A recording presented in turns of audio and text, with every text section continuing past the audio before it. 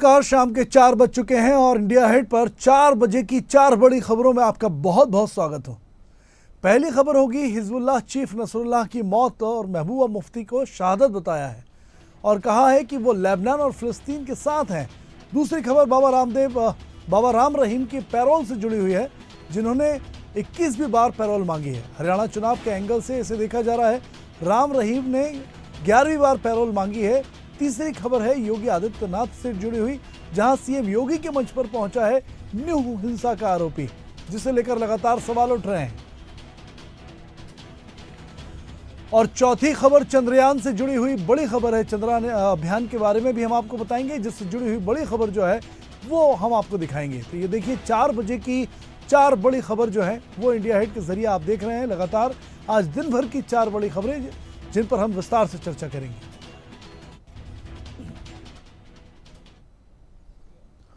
तो खबरों की शुरुआत करते हैं पीडीपी प्रमुख महबूबा मुफ्ती से, जहां पर मुफ्ती ने हिजबुल्लाह चीफ हसन नसरुल्लाह की मौत पर दुख जता दिया है। शनिवार 28 सितंबर को एक्स पर अपनी पोस्ट में महबूबा ने कहा है कि लेबनान और गाजा के शहीदों, खासतौर से हसन नसरुल्लाह के समर्थन में रविवार का चुनावी दौरा रद्द कर रही हूं।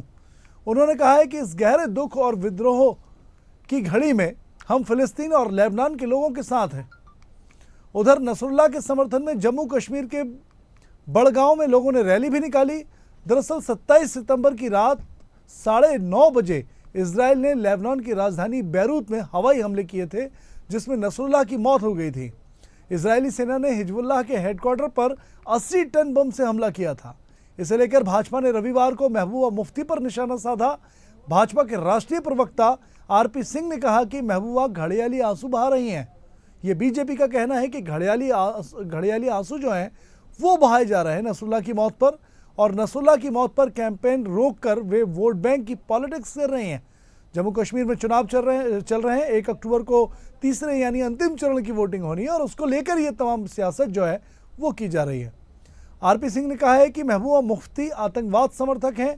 आतंकियों की मौत पर आंसू बहाना और उन्हें शहीद कहना उनकी पुरानी आदत है। कुछ समय पहले बुरहान बानी की मौत पर भी वे ऐसे ही रोई थी। हालांकि आतंकियों से हमदर्दी जताने वाली वे अकेली नहीं है। सोनिया गांधी ने भी बाटला हाउस में मारे गए आतंकियों के लिए आंसू बहाए थे। इंडिया गुट के सभी नेता वोट बैंक पॉलिटिक्स के लिए ऐसा करते हैं, ये बीजेपी का कहना है। इसके लिए देश पहले नहीं आता बल्कि आतंकी पहले आते हैं। ये तमाम पलटवार जो है वो महबूबा मुफ्ती पर बीजेपी करती हुई नजर आ रही है।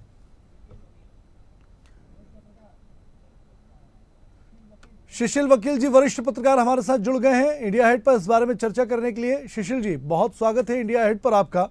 सर, ये जो लगातार आंसू बहाए जा रहे हैं नसरुल्लाह की मौत पर, और कई संगठन जो हैं इस्लामिक वे भी सामने आए हैं, उन्होंने भी इसी तरीके की बातें की हैं, क्या मायने इसके माने जाएंगे सर?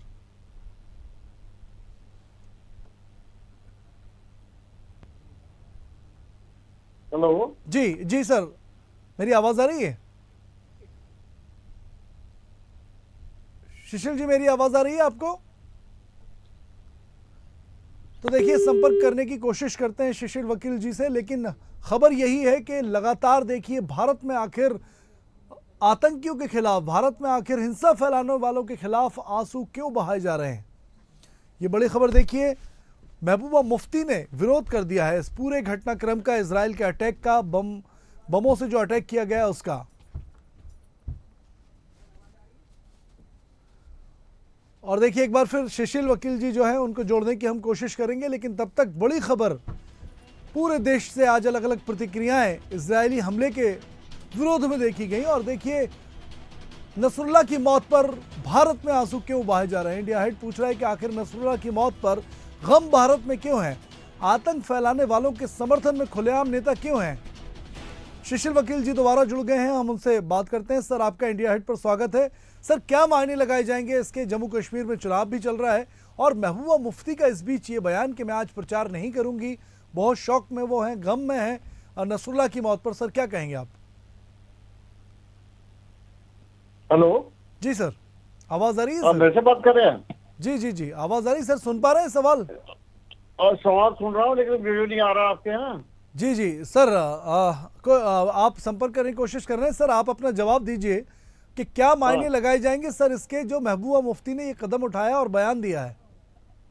देखिए ये सारा पॉलिटिकल गिमिक है, क्योंकि उनका जो बड़गाम में कैंडिडेट है मेहदी साहब, वो शिया कमेटी से बिलोंग करते हैं।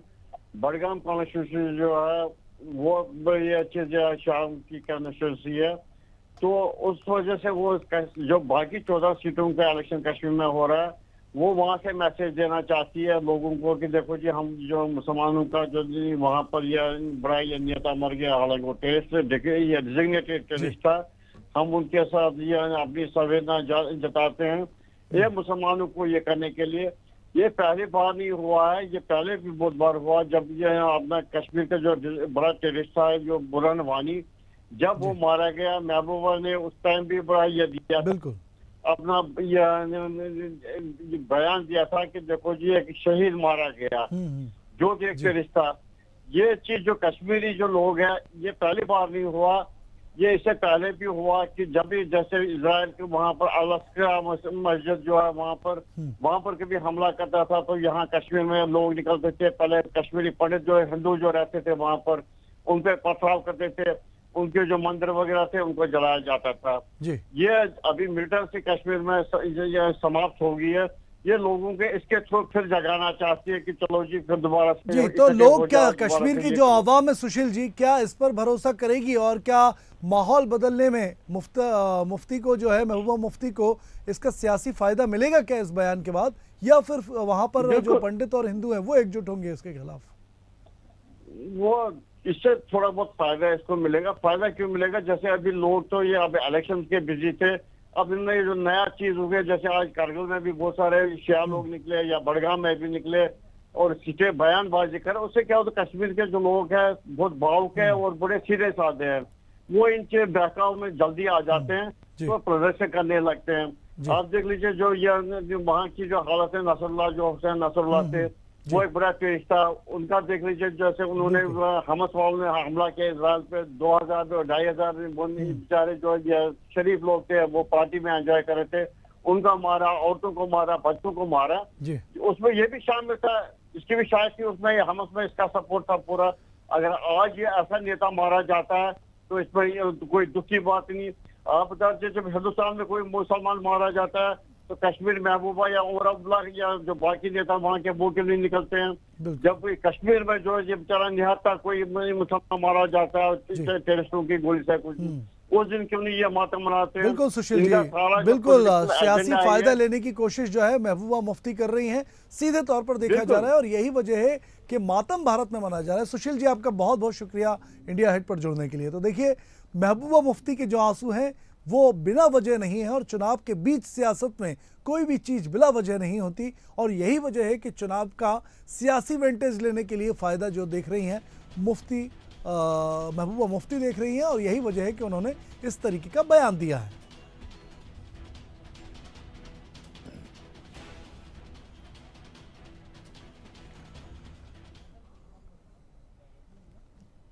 और देखिए, दूसरी खबर हरियाणा से है। अभी जम्मू कश्मीर चुनाव की हम बात कर रहे थे, हरियाणा में भी चुनाव चल रहे हैं।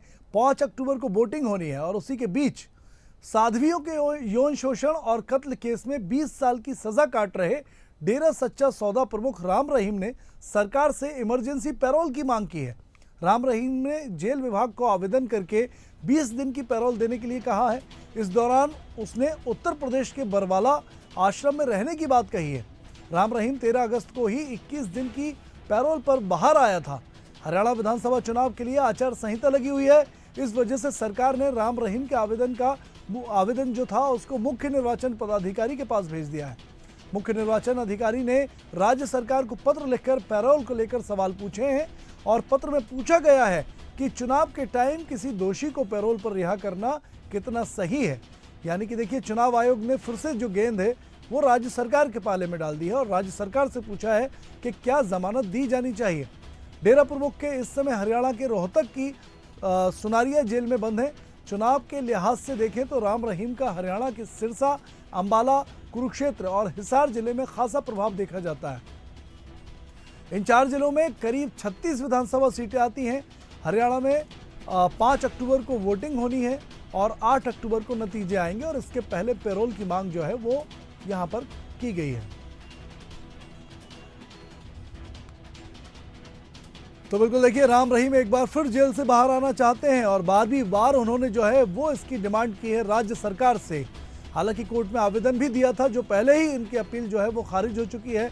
कुछ दिन पहले ही वो हिरासत से जो जेल था, जेल से बाहर आए थे पैरोल पे, और पैरोल खत्म होने के बाद वो फिर से जेल में है। और यही वजह है कि चुनाव के बीच वो एक बार फिर बाहर आना चाहते हैं जेल से, इसके पीछे। जी, तो देखिए, आपको बता रहे हैं कि 12वीं बार जो है पैरोल की मांग की है यहां पर राम रहीम ने।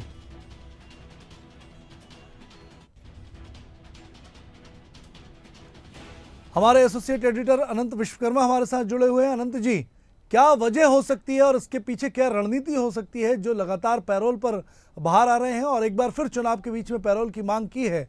जी देखिए, अगर मैं इसे तो सियासी चश्मे से अगर मैं देखूं तो मैं यही कहूंगा कि पैरोल का जो जितना इस्तेमाल और इस कानून का जितना मजाक बाबा राम रहीम ने उड़ाया है वो उतना किसी ने नहीं किया है। और खास बात ये भी रही है कि जब जब चुनाव होते हैं, चाहे वो पंजाब में चुनाव हो या फिर हरियाणा में चुनाव हो, वो उससे पहले जरूर बाहर आता है। ऐसे बात है कि इसके मायने सियासी ही हैं, क्योंकि उनका काफी सारी सीटों पर उनके भक्त हैं, उनका प्रभाव रहता है। और इस बात को पार्टियां बखूबी जानती हैं कि उनके बाहर आने से पार्टियों को फायदा हो सकता है। अब जब से वो जेल गया है उसके बाद से 10 बार जेल से बाहर आ चुका है राम रहीम। ये एक बड़ा एक मामला है, कोई छोटी बात नहीं है कि यहाँ पर तो कोई अगर आम इंसान ने अगर एक बार जेल चला जाए तो उसका बाहर आना कितना मुश्किल होता है, कानूनी दांवपेच प्रक्रियाएं कितनी मुश्किल हैं, ये बताने की जरूरत नहीं है। ऐसे में राम रहीम जिस तरह से बार बार ये कानून को ठेंगा दिखाकर जिस तरह से पैरोल के नाम पर बाहर आ जाता है, वो जाहिर सी बात है कि सवालिया निशान खड़े करता है। ये 10 बार सोचिए, 10 बार, ये 2020 से 10 बार जेल से बाहर आ चुका है। और इसलिए लगातार सवाल उठ रहे हैं। चुनाव आयोग ने भी पूछा है, जेल विभाग के अधिकारियों का कहना है कि सामान्य परिस्थितियों में पैरोल मांगने के कारण बताने की जरूरत नहीं होती, केवल इमरजेंसी पैरोल के लिए कारण बताओ नोटिस जारी होता है। और राम रहीम की साल 2024 में 20 दिन की पैरोल बची है। अधिकारी ने बताया कि पैरोल को आमतौर पर डिवीजन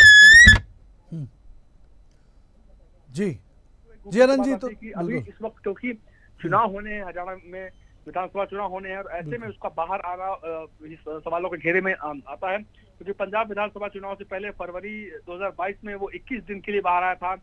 हरियाणा नगर निकाय चुनाव से पहले जून 2022 में वो 30 दिन के पैरोल पर बाहर आया था। आदमपुर उपचुनाव से पहले अक्टूबर 2022 में वो 40 दिन की पैरोल पर बाहर आया था।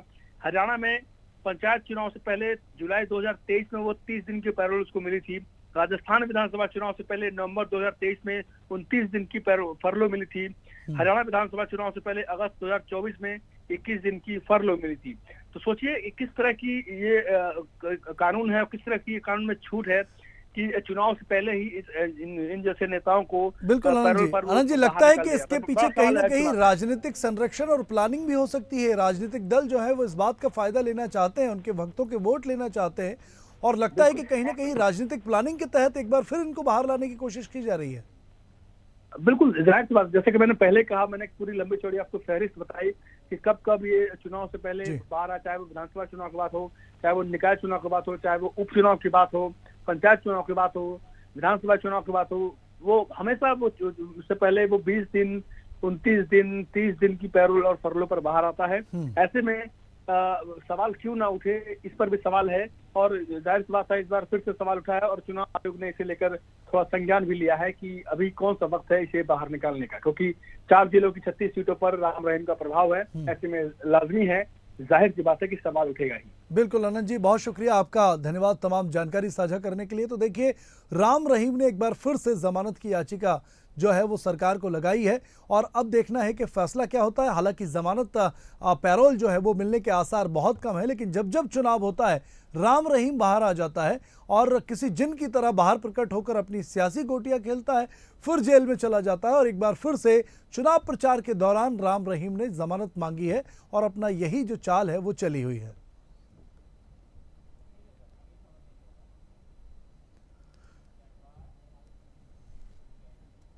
तो बिल्कुल देखिए, तीसरी खबर की ओर बढ़ेंगे। हरियाणा विधानसभा चुनाव से ही जुड़ी हुई ये खबर है, जहां प्रचार के दौरान नूह हिंसा का आरोपी बिट्टू बजरंगी उत्तर प्रदेश के मुख्यमंत्री योगी आदित्यनाथ के मंच पर पहुंच गया, जहां उसने फरीदाबाद की NIT 86 विधानसभा से भाजपा प्रत्याशी को समर्थन देने का ऐलान किया है। बता दें कि इसी विधानसभा से बिट्टू बजरंगी ने निर्दलीय चुनाव लड़ने के लिए नामांकन दाखिल किया था और अब जो है चुनाव लड़ने की बजाय ऐन वक्त पर यानी मतदान के ठीक 5 दिन पहले जो है वो बीजेपी को समर्थन देने का ऐलान किया है। समर्थन देने का ऐलान तो किया ही है बीजेपी के मंच पर, जहां योगी आदित्यनाथ जो है वो पहले से मौजूद थे, उनका भाषण चल रहा था। स्वागत सत्कार के दौरान बिट्टू बजरंगी जो है मंच पर पहुंच गया और न सिर्फ स्वागत सत्कार में उसने हिस्सा लिया बल्कि योगी आदित्यनाथ के साथ फोटो भी खिंचवाई। नूह हिंसा का प्रमुख आरोपी है बिट्टू बजरंगी।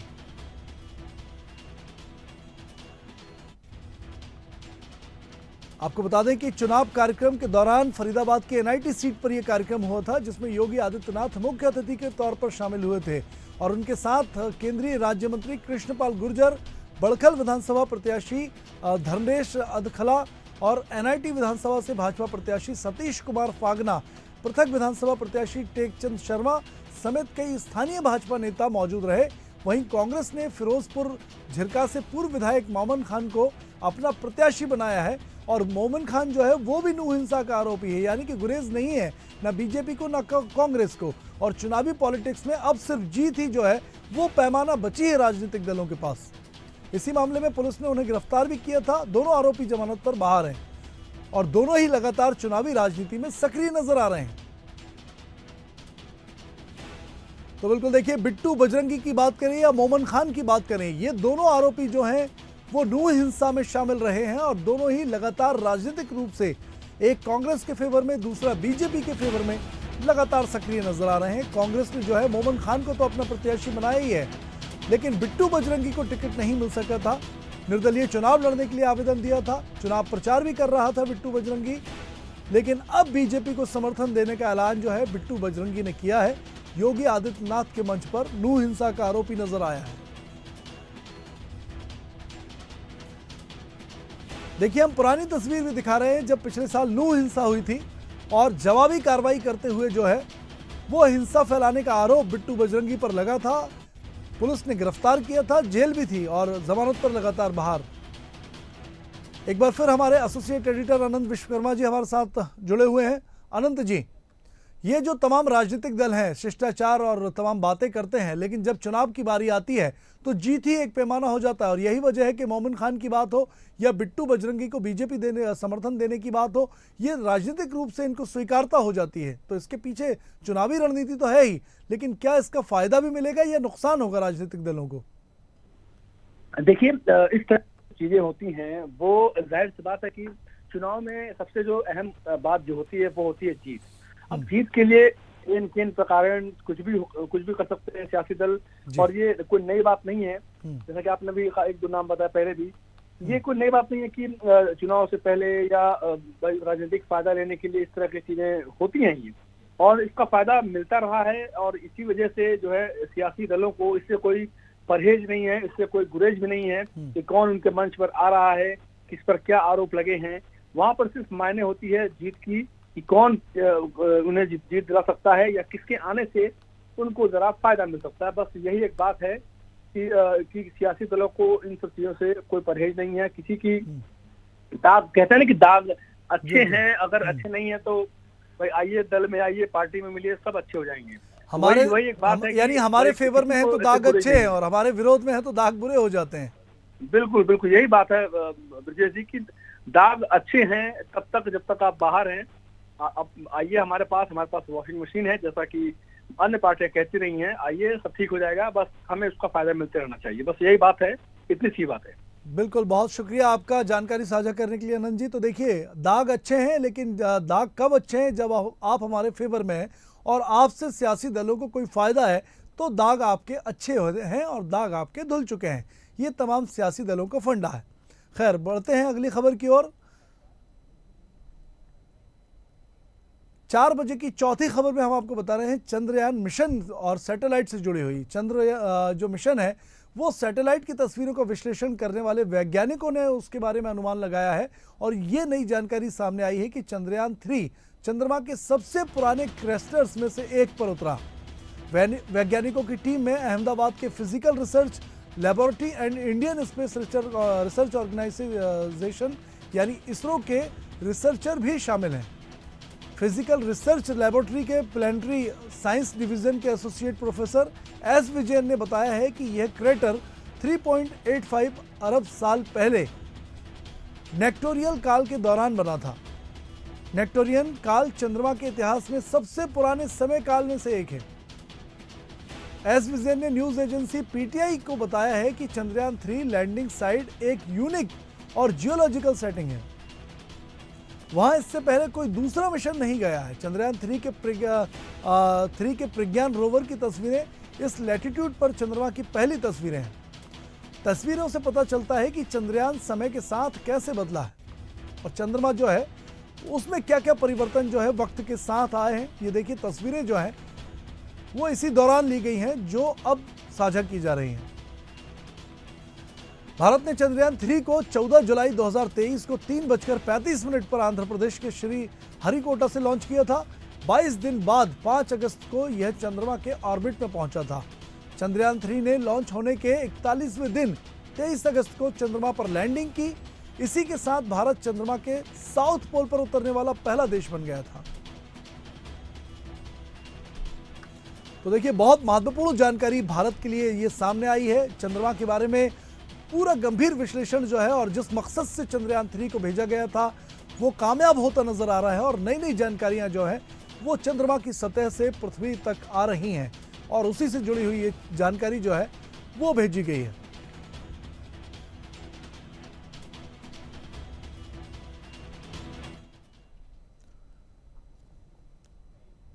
तो बिल्कुल देखिए 4 बजे की 4 बड़ी खबरों में हमने आपको 4 बड़ी खबरें बताई जो लगातार आज दिन भर सुर्खियां बनी हुई हैं। फिलहाल इतना ही। लगातार इंडिया हिट के आप साथ में बने रहिए।